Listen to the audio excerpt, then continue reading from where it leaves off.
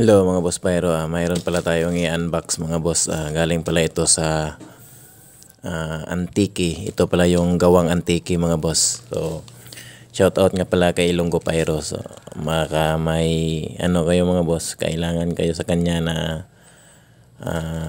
lifter o mga solid na mga kwitis, PM nyo na lang si Ilonggo Pyro mga boss.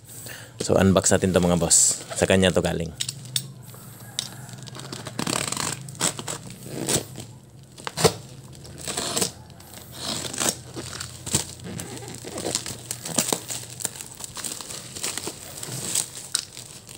Unbox natin tapos testing natin to mga boss.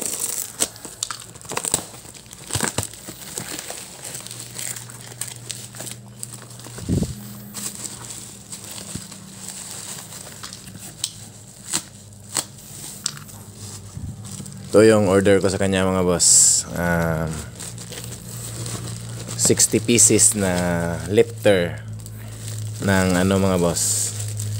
Lifter ng ano ng Yakult. Napaka-solid to mga boss. Kita nyo? 60 pieces lang ito mga boss. 60 pieces lang yung kinuha ko kasi may mga lifter pa naman ako na hindi nagagamit yan eh. Kaya kumuha ako sa kanya mga boss. Siya mga boss oh. Tapos try natin sa Yakult. Mag-testing din tayo nito mga boss. Tingnan muna natin. Yun o. Kasolid.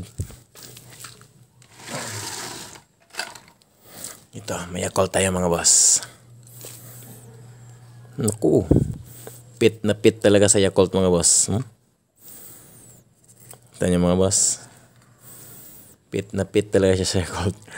Napakasolid. So testing natin ito mga boss. Lagyan lang natin ng pulbura. Tsaka ito pa. Mayroon pa pala.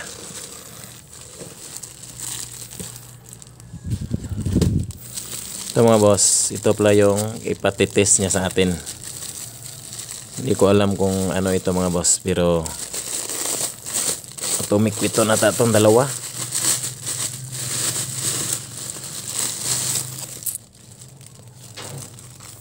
Ganda oh. Ganda ng kwitis lang mga boss oh. Siguro ito yung regular nila. Tsaka ito siguro yung big. Napakalaki pala ng regular nila mga boss oh. So, PM niya si Boss Ilonggo Pyro mga boss. Napakaganda ng gawa nila mga boss. Sa lifter pa lang. Ayos na ayos. Ito pala yung ano.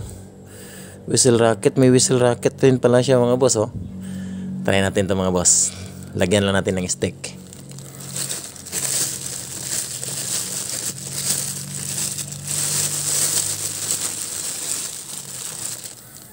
Yan, may logo siya mga boss. Ilonggo Pyro. Kwito na ta ito. Ang bigat ah.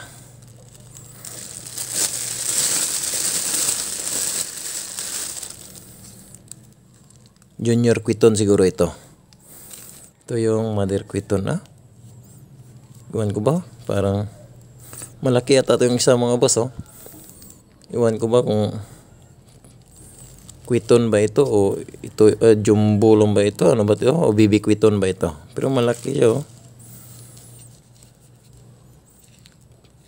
Medyo malaki itong green mga boss. So lagyan natin ng stick. Tapos test natin. Tsaka ito mga boss, lagyan natin ng pulbura.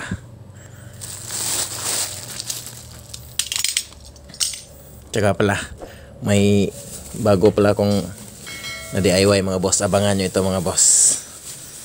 Mga sa susunod na linggo natin siguro ito itetest mga boss. Yan. May gawa tayo mga boss. Napagkakalat pa dito sa kwarto mga boss. Dito sa kabilang kwarto. Yan.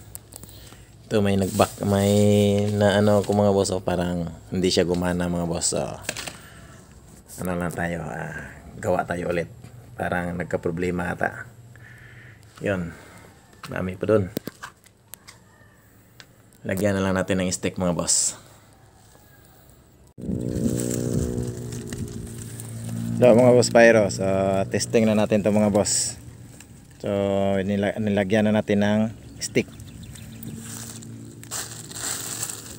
Ito yung unahin natin mga boss, yung regular ata nila ito. Ano ba kaya ito? Testing natin to mga boss.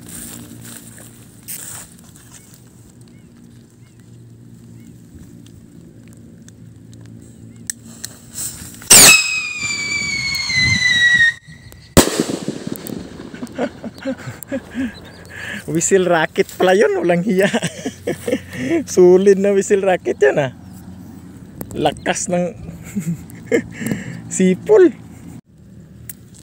Itong whistle racket big naman mga boss, walang hiya, napakasolid ng small whistle racket nila ayos yan ito yung gawang antike mga boss.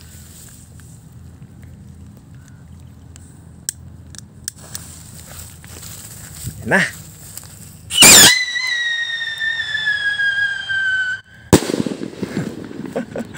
Grabe ang taas. Ito mga boss, try natin tong piton nila mga boss. Parang junior piton lang ata itong mga boss Iwan ko ba kung anong size ng stick dapat nito. Testing. Kay Ilonggo Pyro, shout out kay Boss Ilonggo Pyro. Yan. Ganda ng fuse nila.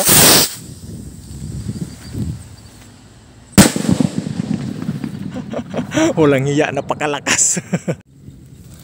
Sunod na natin to mga boss. Walang hiya, napakalakas pala ng mga paputok ni Ilonggo Pyro. Walang pinagbago mula noon. Mga boss ito, atomic piton na siguro ito mga boss.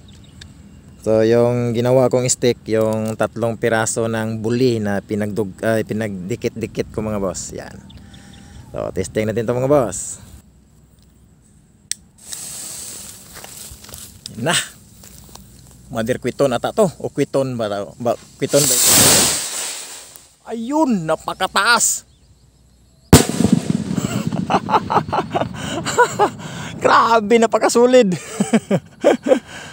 Shout out sa iyo Boss Ilonggo Pyro. Ito yung last natin mga boss. Yakult Quitun. Ito nga pala ay galing kay Boss Ilonggo Pyro, yung lifter natin na gamit mga boss. Mura lang yan. Kaya baka gusto nyo, baka trip nyo yung ano niya mga boss, yung lifter, PM nyo lang, Boss Ilonggo Pyro.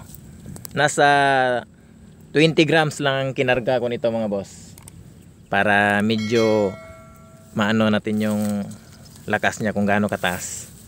Ganda nito mga boss, mga nasa 25 to 30 grams ang karga natin. So sindihan na natin mga boss.